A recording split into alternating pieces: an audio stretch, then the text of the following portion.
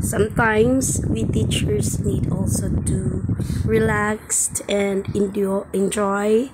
So, pagkatapos namin makatanggap ng konting grasya from serving from the national barangay election. So, mayroon kaming honorarium, right? Ang mga teachers. So, deserve din namin mag-relax after more than 24 hours of serving without sleeping and blinking our eyes for more than 24 hours. So, deserve namin to, no? Ayan, nag-tour kami. Actually, kamakain na kami dyan, guys. But, I will bring you to this one of the tourist spot here in Lapu-Lapu City, no? Maraming restaurant dito. One of the restaurant na kinainan namin is the Hungry Steak.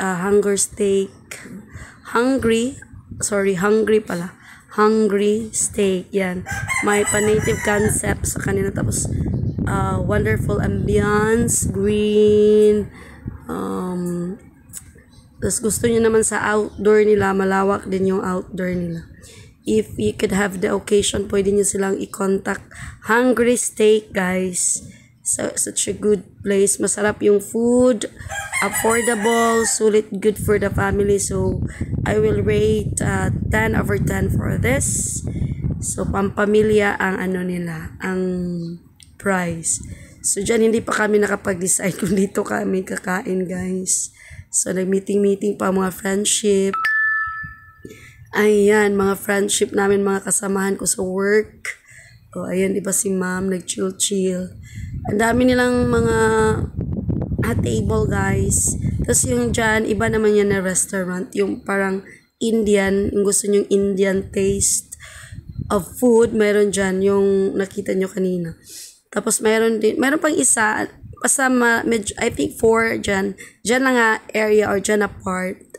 May 4 ata na restaurant.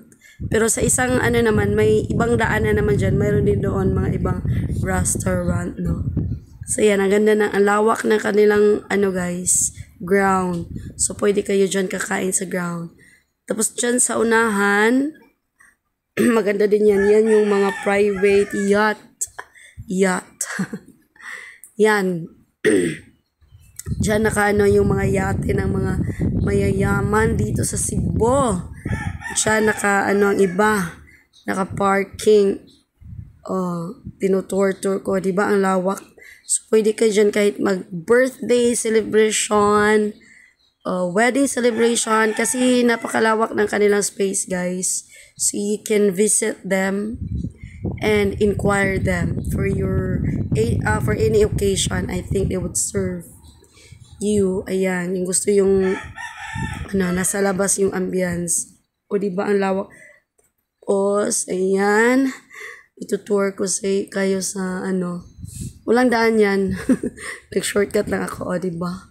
Ang mga yate ng mga mayayaman.